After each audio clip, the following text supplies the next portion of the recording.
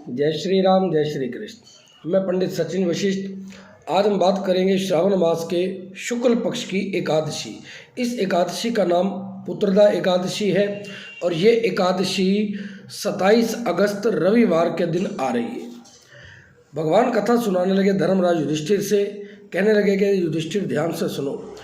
द्वापर युग के आरंभ में महिष्मति नाम की नगरी थी। वहाँ के राजा का नाम था महाजित। वो पुत्रहीन था। एक दिन वो विचार करने लगा कि मैंने तो अपने जीवन के अंदर ऐसा कोई पाप नहीं किया, ना मैंने कोई गौ हत्या करी, ना मैंने किसी ब्राह्मण का धन छीना, ना मैंने कभी कोई किसी प्रजा को दुख दिया, और प्रजा का पालन भी इतना सुंदर तरीके से करता हूँ। कोई अपराध करे उनको सजा भी देने का अधिकार है, वो भी मैं कर्म निभाता हूँ। परंतु ना जाने किस पाप के कारण मैं पुत्रहीन रहा। इस चिंता में मैं बड़ा दुखी रहता हूँ। राजा ने ये बात अपने मंत्रियों से कही और मंत्री भी राजा के दुख से दुखी हुए और अगले दिन वन की तरफ प्रस्थान किया। वन के अंदर जाकर उन्होंने देखा कि लोमश ऋषि के आश्रम में प्रवेश किए, उनको प्रणाम किया।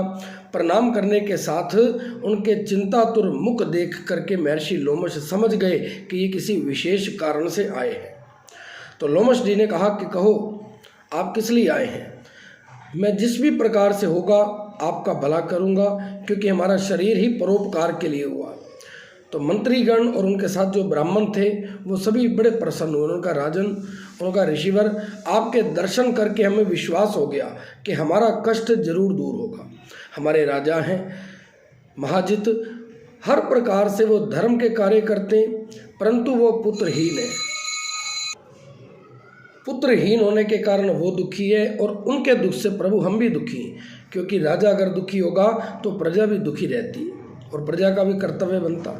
इसलिए हम आपके पास आए हैं। आप देखकर बताओ कि इस राजा ने ऐसा कौन सा कर्म कर दिया, कोई पूर्व जन्म का पाप हो जिसके कारण इनको पुत्र प्राप्त नहीं हो रहा। लोमश ऋषि ने ब्राह्मणों और मंत्रियों की बात सुनकर अपने नेत्र बंद किए और विचार किया और आंखें खोल करके कहा कि मंत्रियों सुनो, ये जो तुम्हारा राजा है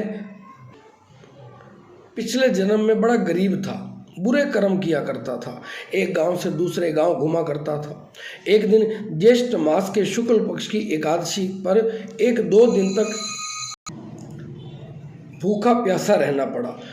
एक जलाशय पर जाकर जल पीने लगा तो वहाँ पर एक प्यासी गाय, ब्याई हुई प्यासी गाय आई पानी पीने के लिए। उस व्यक्ति ने उस गाय को दूर भगा दिया और स्वयं पानी पिया। इसी पाप के कारण राजा को इस जन्म में संतान नहीं मिल रही। राजा ने पिछले जन्म में अनजाने में ही सही 2 दिन तक भूखा प्यासा रहा, एकादशी का व्रत हो गया और उस पुण्य के कारण इस जन्म में वो राजा बना और गौ को प्यासी ही भगा दिया। इस पाप के कारण राजा को पुत्रहीन होना पड़े। तो महर्षि पूछने लगे, मंत्री और ब्राह्मणों ने महर्षि से पूछा कि महाराज, आप जानते हैं कि पुण्य से पाप नष्ट होते हैं, तो कोई ऐसा पुण्य कर्म बताओ जिसके पुण्य के द्वारा हमारे राजा का दुख दूर हो। लोमश ऋषि ने कहा कि श्रावण मास के शुक्ल पक्ष की पुत्रदा एकादशी आने वाली है। आप सभी लोग उस एकादशी का व्रत करो और उस एकादशी का पुण्य फल अपने राजा को अर्पण कर दो। नगर के अंदर सारे ऋषि मुनि, मंत्री, ब्राह्मण आए और उन्होंने सारे नगर वालों से वो एकादशी, सावन मास के शुक्ल पक्ष की पुत्रदा एकादशी का व्रत करवाया और उसका पुण्य अगले दिन द्वादशी के दिन राजा के निमित्त अर्पण किया कि हमारे राजा के संतान हो। उसी दिन के उपरांत पुण्य के प्रभाव से राजा की रानी ने गर्भ धारण किया और 9 महीने पश्चात एक सुंदर पुत्र रत्न प्राप्त हुआ। इसलिए राजन, इस एकादशी का नाम पुत्रदा एकादशी है। इस एकादशी का विधि पूर्वक व्रत करना चाहिए, जिससे इस लोक में सुख और परलोक में स्वर्ग की प्राप्ति होती है। जय श्री राम, जय श्री कृष्ण।